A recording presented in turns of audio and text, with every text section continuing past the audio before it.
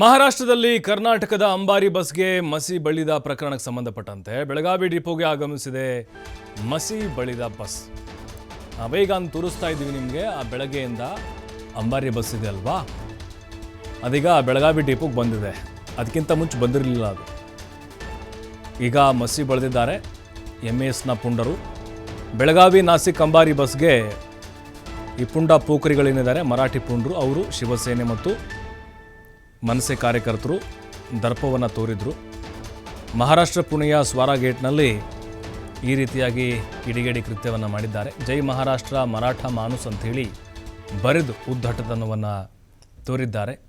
ಈಗ ಆ ಬಸ್ಸು ಬೆಳಗಾವಿ ಡಿಪೋಗೆ ಬಂದಿದೆ. ನೋಡ್ತಾ ಇದ್ದೀವಿ ನೋಡಿ, ಗ್ಲಾಸ್ ಮುಂಭಾಗದಲ್ಲೇ ಬರೆದ್ಬಿಟ್ಟವ್ರೆ ಜೈ ಮಹಾರಾಷ್ಟ್ರ ಮರಾಠ ಮಾನುಸ್ ಅಂಥೇಳಿ. ನೋಡಿ, ಇದು ಮರಾಠ ಮಾನುಸ್ ಅಂಬಾರಿ. ಇದು ಭಾಳ ವೋಲ್ವೋ ಬಸ್, ಇದು ಸ್ಲೀಪರ್ ಕೋಚು.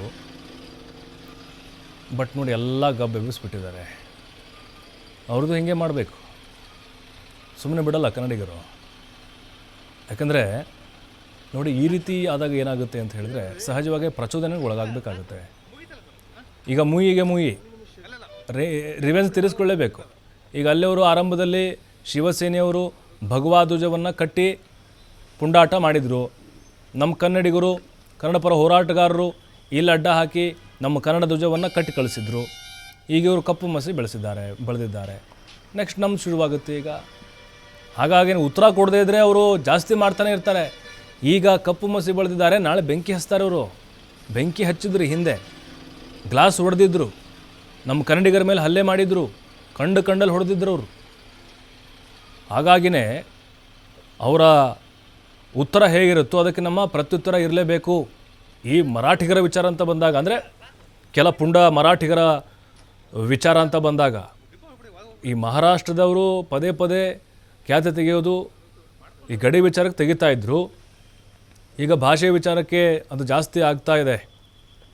ಅಂಬಾರಿ ಬಸ್ಗೆ ಮಸಿ ಬಳಿದಿದ್ದಾರೆ. ಆ ಬಸ್ ಈಗ ಬೆಳಗಾವಿ ಡಿಪೋಗೆ ಆಗಮಿಸಿದೆ. ಕಂಡಕ್ಟ್ರು, ಡ್ರೈವರು ಸಿಕ್ಕಾಪಟ್ಟೆ ಭಯದಲ್ಲಿದ್ದಾರೆ ಅವರು. ಯಾಕಂದರೆ ಅವ್ರಿಗೆ ಹಲ್ಲೆ ಆದಂತಹ ಕೆಲವೊಂದಿಷ್ಟು ಘಟನೆಗಳು ಈ ಹಿಂದೆ ಆಗಿದ್ದಾವೆ ಮಹಾರಾಷ್ಟ್ರದಲ್ಲಿ. ಬಟ್ ನಮ್ಮವ್ರು ಯಾರೂ ಅವ್ರ ಮೇಲೆ ಹಲ್ಲೆ ಮಾಡುವಂಥ ಪ್ರಯತ್ನಗಳು ಇಲ್ಲಿವರೆಗೂ ಮಾಡಿಲ್ಲ. ಯಾಕೆಂದರೆ ಅವರು ಮಾಡ್ತಾ ಇರ್ತಾರೆ. ಅಧಿಕಾರಿಗಳು ಕೂಡ ಅವರಿಗೆ ಕೆಲವೊಂದಿಷ್ಟು ಎಚ್ಚರಿಕೆಗಳನ್ನು ಕೂಡ ಕೊಟ್ಟಿದ್ದಾರೆ.